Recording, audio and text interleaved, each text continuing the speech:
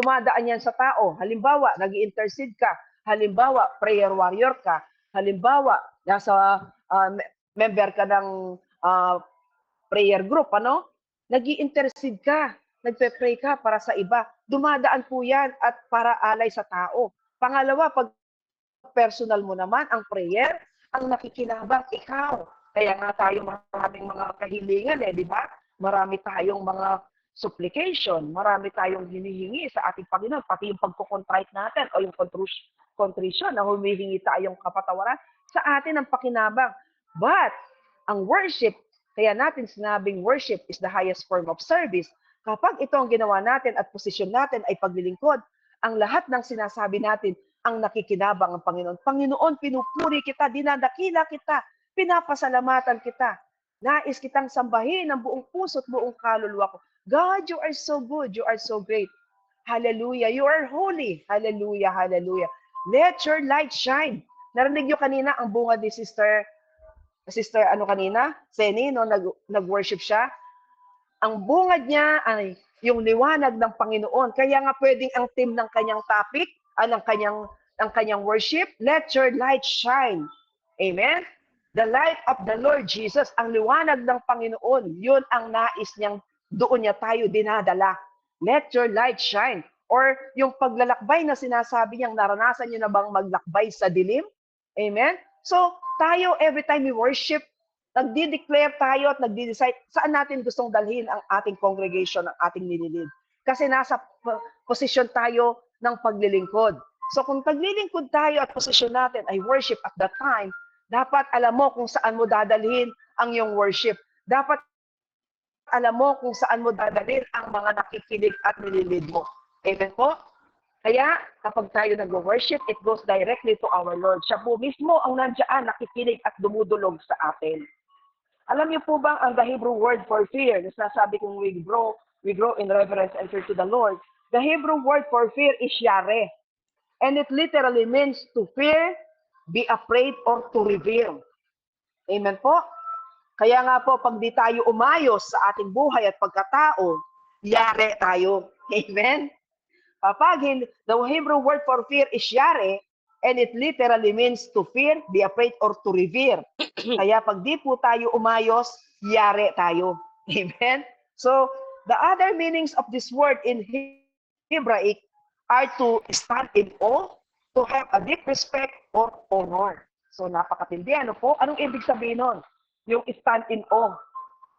Amen? Ang ibig po sabihin ng to stand in awe every time that we worship, ibig sabihin yan, tumayo tayo ng may pagkamangha o pagkagilalas. Every time na tayo nag-worship, dapat namamangha tayo mismo sa presensya ng Diyos. Amen? Kapag namangha ka sa presensya ng Diyos, wala kang distraction. Kasi nakapokus ka sa Kanya lang eh. Sabi po sa Hebrews 10 verse 31, it is a fearful thing to fall into the hands of the living God. Amen po? Na tayo, alam natin, nasa kamay tayo ng Panginoon. Sa kamay tayo ng Panginoon na huhulog sa ating buhay. Amen? So, paano natin masasabi na ang isang worship leader ay effective? An effective worship leader is first and foremost a dedicated worshiper. Para maging effective worshiper o worship leader po tayo, first and foremost, dapat po tayo dedicated worshiper. Ibig sabihin, your life is already committed or devoted to the God we worship. Debosyon na po natin yan, buhay na natin sa Panginoon na ating sinasamba. Amen po? So, pang-apat po na qualities na dapat tandayin ng isang worship leader. Pang-apat, he is a man who is receptive to the Holy Spirit. A man who is receptive to the Holy Spirit. Anong ibig sabihin niyan? Dapat po, tayo isang tao na handang tumanggap sa banal na Espiritu. Mag-worship leader ka o mag-worship ka, dapat handa kang tumanggap sa banal na Espiritu.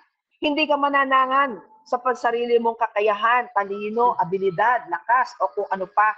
Kahit na gumawa ka pa ng outline, kahit pinractice mo pa yan o nagsulat ka, hindi ka pa rin dyan mananangan. Kapag tumanggap ka ng assignment, kung kailan ka mag-worship, whether kanina lang, kahapon, meron ka pa rin pagkakataon para maghanda. Una, iisip ka ng tema. Pangalawa, mag-iisip ka ng mga dun sa tema mo, ano ang akma ng mga Bible passage. Di po ba, nabanggit ko sa inyo, dapat ang worship natin ay dapat scripturally based. So mag-iisip ka talaga ng scripture passage. Kasi sinusunod natin, sabi ng Panginoon sa Joshua 1 verse 8, never neglect to read the law during your worship. Dapat binabasa natin ang banal na kasulatan at ang batas ng Panginoon sa bawat pagsambat pagpupuri natin.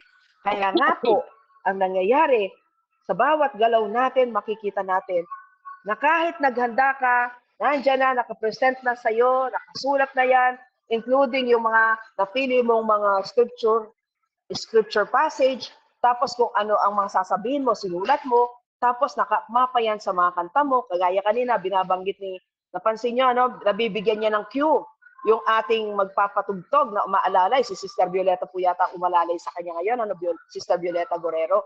So, nabibigyan niya ng cue kung ano yung unahin niya. So, yung banal, sinabi niya yung, God, you are holy. Banal ka, o Diyos, pinatugtog yung banal, binanggit yung banal. Amen po. So, makikita po natin ano kung paano.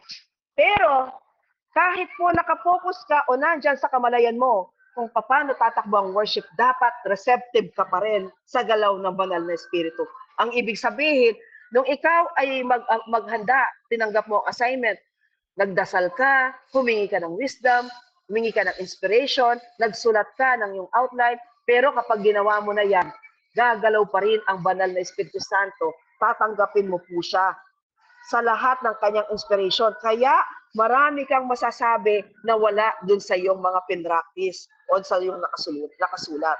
The definition po of receptive is someone who is open and willing to receive something or to hear or learn something new. Yun po yung definition ng sinasabi nating receptive. Yung ikaw po ay bukas ka at nanaisin mo rin na tumanggap ng mga bago o makarinig ka ng mga bago mong matutunan, bago sa iyo. Amen po?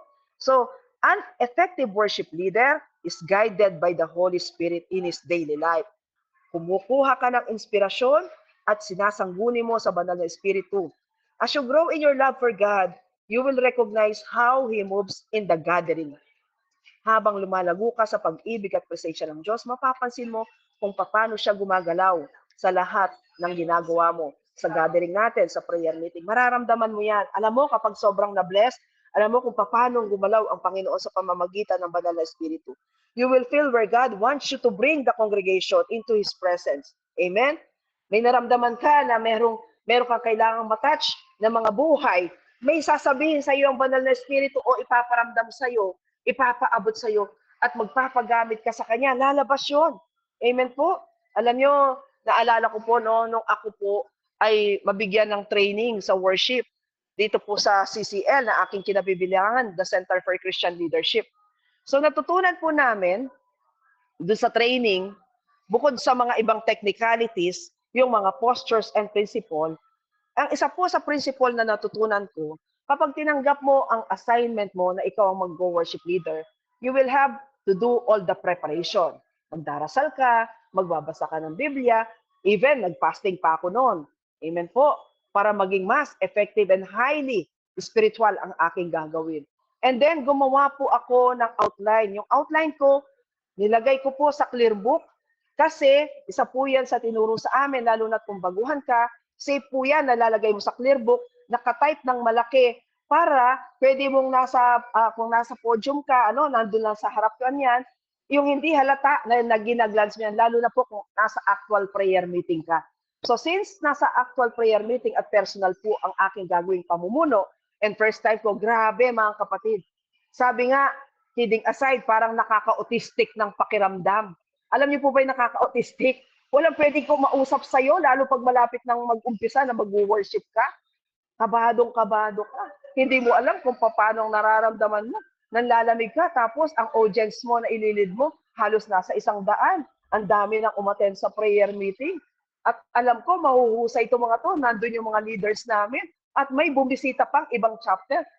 Talaga namang naramdaman ko, na kahit parang naghanda naman ako ng sapat, nakapag fasting pa ako, nakapag-communion pa ako, after ko mag-confess, talaga namang lahat ng spiritual na paghahanda. Pero nung pagdating ng actual,